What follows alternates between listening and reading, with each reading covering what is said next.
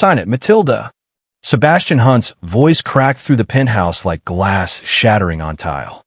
The whiskey glass followed, slamming against the marble counter, amber spilling across the divorce papers and a stack of unopened final notices.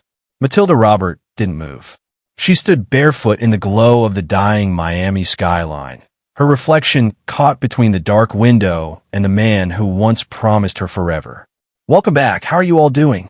Here is another story that will interest you. But before we dive in, let us build the channel together, like, subscribe, and share to make it go viral. Now let's continue. You're ruining my life, Sebastian snapped, pacing through the wreckage of their once perfect home. The tailored suit he'd slept in for 2 nights clung to him like regret. You think I Bill Hunt Dynamics just to watch it crumble because of you? You're dead weight, Matilda.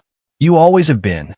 Her eyes flicked toward the boxes stacked by the elevator, half-packed reminders of the empire they'd lost. The federal probe, the investors pulling out, the headlines that called him the fallen star of Miami tech. Matilda didn't answer. What was left to say to a man who loved his reflection more than his wife? The power went out mid-argument. A hollow click, then silence. The penthouse fell into shadow, the only light now coming from the skyline outside, flickers of luxury condos they no longer owned shares in. Sebastian cursed under his breath, grabbing the lighter from the counter. The flame trembled as much as his voice. Fine, be quiet. That's what you're good at. Matilda reached into her purse, pulled out the cheap blue pen she'd borrowed from a bank teller earlier that day, and signed her name. The ink bled slightly against the damp edge of the paper. Her last act in a marriage built on borrowed time. The pen rolled away. Sebastian snatched the papers, shoved them into his briefcase, and stormed toward the door. The slam echoed like thunder. The framed wedding photo slid off the wall and shattered across the marble. For a moment, she just stared at it, their frozen smiles trapped behind cracked glass. 10 miles away, a trust attorney in Brickell frowned at a glowing screen, dialing her disconnected number. Matilda Robert, he murmured, glancing at the file marked Orion Communications. Estimated value, $3.02 billion. Miss Robert, you might want to call me back. By morning, the call she never received arrived instead as a knock on her door. A courier stood in the hallway of her dim apartment complex, holding a white envelope stamped Certified, Brickell Law Group. She signed for it in silence, the paper trembling slightly in her hands. Inside, beneath layers of legal formality, lay a handwritten letter, her father's handwriting, unmistakable even after 12 years. Matilda, if you're reading this, I'm gone. I was never good at apologies, but I hope this one reaches you in the form of something you can build on. Orion Communications is yours. Take it, fix what I broke, and never let anyone make you feel small again. Her breath hitched. Richard Robert, the man who'd vanished after her mother's funeral, who missed her wedding, who sent birthday cards without return addresses, had left her an empire. She sank into the small kitchen chair, the envelope still open beside a half-empty coffee cup. Around her, the fridge hummed faintly, empty except for a carton of milk and a jar of mustard. The contrast felt surreal. She was now one of the richest women in Florida, sitting barefoot in a 1-bedroom apartment with an eviction notice taped to the door. Tears welled, not from joy but from the weight of irony. For the first time, she realized how silence could be both punishment and protection. Her father hadn't reached out to save her. He'd prepared her to stand on her own. She pressed the letter against her chest, whispering, I won't waste it. If you've ever been written off by someone who thought you'd never rise again, you understand what Matilda felt in that moment. Maybe that's why stories like this matter, because somewhere, someone is still counting you out. She stood, wiped her face, and looked at her reflection in the window. Miami glowed in the distance, a city that once looked down on her. Matilda exhaled. Time to return the call. The morning headlines hit like a storm surge. Hunt Dynamics under federal review. Florida's golden boy faces collapse.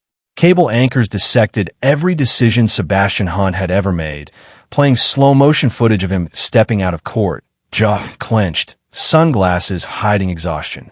Inside what remained of his glass office, the phones rang unanswered. Desk sat empty. His CFO had resigned at dawn. The investors who once toasted him at oceanfront galas now refused to take his calls. Sebastian gripped the edge of his desk, knuckles white. "They think I'm finished," he muttered, staring at his own reflection in the darkened window. "I'll build something bigger, without her." He said it like a promise, but it sounded like denial. Across town, Matilda quietly sold her engagement ring to a pawn shop owner who didn't recognize her last name. She paid the final month of rent, packed her father's letter in a folder, and left the apartment with only 2 suitcases. No neighbors saw her leave. No forwarding address, no goodbye. Just silence, the kind that rebuilds you from nothing. Miami kept moving, its skyline glittering as though it hadn't just buried one of its own. Hunt Dynamics stock nosedived, bought up in pieces by a nameless holding group that journalists couldn't trace.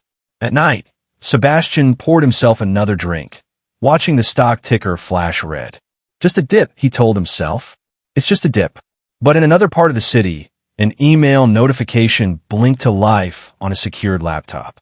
Subject: Acquisition Phase 1 complete. Sender: Orion Holdings. The cursor blinked beneath a single line of text. Begin silent buyout. 8 months passed, and Miami had almost forgotten her name. Almost. In a corner office high above Brickell Avenue, the skyline glowed against tinted glass as Matilda, a name the business pages whispered with intrigue, signed a contract bearing the Orion seal. The once quiet woman who'd vanished from scandal was no longer invisible. She was orchestrating a quiet revolution. With the guidance of Charles Vega, her late father's trusted advisor, she rebuilt what had been left behind. Charles, gray-haired and sharp-eyed, had known Richard Robert for decades. He taught her the language of leverage, the art of silence, and how power didn't need to raise its voice to be heard. Under her leadership, Orion Holdings became more than a telecom company. It became a network of influence. Matilda acquired struggling Florida tech startups, offered jobs to engineers Hunt Dynamics had cast off, and assembled a board so formidable that competitors began calling her the ghost heir of Orion. Her appearance changed too, gone with the trembling hands and soft tones. Her voice carried precision. Her posture commanded rooms. Even the media, desperate for scandal, couldn't decide who she was: widow, mystery, or mastermind. When she walked into the Miami Tech Future Gala, conversation stopped mid-sentence. Cameras flashed as she crossed the marble floor in a tailored ivory suit. Her name whispered like a secret reborn. To most, she was an enigma, a woman who appeared from nowhere and reshaped an empire overnight. She offered polite smiles, said little, and left early. Behind her, rumors spread. Like wildfire. Was she the missing link in Orion's rebirth, or its new architect? Back in her car, Matilda looked out over the ocean, the skyline reflected in her glass window. Her phone buzzed. Notification: HuntLink Technologies, merger inquiry pending. A faint smile touched her lips. "Let's see how far you've fallen, Sebastian." Sebastian Hunt straightened his tie in the reflection of the Brickell Tower lobby. The marble floor gleamed, but his confidence did not. HuntLink Technologies, the company he swore would redeem him, was hanging by a thread. 3 payroll cycles left, 2 lawsuits pending, and 1 meeting that could change everything. His CFO, a nervous man named Dalton, handed him a folder. "The North Star Group," he said, voice low. "Private capital. Deep telecom roots. They're expanding aggressively in Florida. If we land this, we survive." Sebastian nodded, forcing a smile. "We won't just survive, Dalton. We'll rise." In the elevator, he rehearsed his pitch under his breath, buzzwords, projected earnings, visionary metaphors. He even imagined the headlines. Hunt redeems his legacy. Miami's fallen CEO rises again. The idea steadied him, almost made him believe the myth he was rebuilding. Across the city, on the top floor of Orion Holdings, Matilda reviewed the proposal silently. The cover page read, "Acquisition Opportunity, HuntLink Technologies." She didn't flinch. Her face remained unreadable as Charles Vega leaned against the doorway. "Do we proceed?" he asked. Matilda turned one page, her pen tapping lightly against the table. Yes, she said. Schedule the meeting under North Star's name. Her reflection in the glass looked calm, composed, untouchable. But beneath that calm was the quiet pulse of unfinished history. Sometimes the people who broke you will walk right back into your story, never realizing who you've become. If you've ever dreamed of that day, hold that thought close, because it's coming. 2 days later, Sebastian's assistant confirmed the meeting time. You'll be presenting to North Star's chairwoman personally, she said. Sebastian grinned, straightening his cufflinks. Perfect. I've always done my best work face-to-face. He didn't know. He'd already met her once before. Sebastian grinned, straightening his cufflinks. Perfect. I've always done my best work face-to-face. He didn't know. He'd already met her once before. The elevator doors slid open to reveal the North Star boardroom, 20 floors above downtown Miami. The room was glass and steel, all sharp edges and ambition. The skyline shimmered through the panoramic windows like a mirage of everything Sebastian had lost and hoped to reclaim. He adjusted his tie, rehearsing his charm. This was his comeback meeting.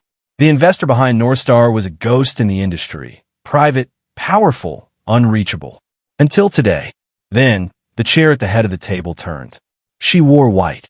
Her hair, once tucked behind nervous ears, framed a face carved in quiet resolve. Matilda. For a second, the air left his lungs. Every memory, the arguments, the silence, the signature on the divorce papers, crashed into the present like glass shattering on marble. Hello, Sebastian, she said, voice smooth and controlled. You wanted a merger. Her gaze didn't waver. Let's talk about terms. His smirk faltered. She wasn't the woman he left behind. She was the woman who'd rebuilt herself from the ashes he scattered. Behind her, the Orion logo pulsed on the digital display. Her company, her empire. He tried to speak, but the words tangled. She had all the power now, and she knew it. Matilda slid a single document across the table, her manicured hands steady. You'll want to read the final clause, she murmured. He looked down. The ink gleamed under the boardroom light. The hunt condition. Sebastian's reflection wavered on the glass tabletop as realization dawned. For the first time in his life, the deal wasn't his to win. The contract sat between them like a loaded weapon. The bold header, the hunt condition, seemed to pulse on the page. Sebastian skimmed the clauses, each line slicing through what little pride he had left. Orion Communications would acquire HuntLink in full. Every patent, every employee, every asset would be preserved. Except one. He was to resign immediately, sign over all remaining shares, vacate his title. No severance, no return. The silence in the North Star boardroom grew heavy, broken only by the faint hum of the city far below. This is absurd, he said finally, his voice tight. You're saving everyone but me. Across the table, Matilda didn't flinch. That's what you taught me. Her tone wasn't cruel. It was final. The same calm he once mistook for weakness now carried the weight of authority. She didn't gloat. She didn't need to. The balance had already shifted, and he was the only one still pretending it hadn't. Sebastian looked down at the pen in his hand. The same kind of cheap blue ink she'd used to sign their divorce papers. It almost made him laugh, almost. He signed. His name bled across the page, sealing the deal that ended his reign. When he slid the contract back to her, she nodded once, as if closing a long, painful chapter neither of them wanted to revisit. For a moment, he caught his reflection in the glass wall behind her, smaller now, diminished by the city that once bowed to him. Matilda gathered the papers and rose. You'll receive confirmation of transfer by morning, she said softly. Good luck, Sebastian. He watched her walk away, the sound of her heels fading down the corridor, measured, deliberate, unhurried. And for the first time, he wondered what came after losing everything. 1 year later, the world knew her name.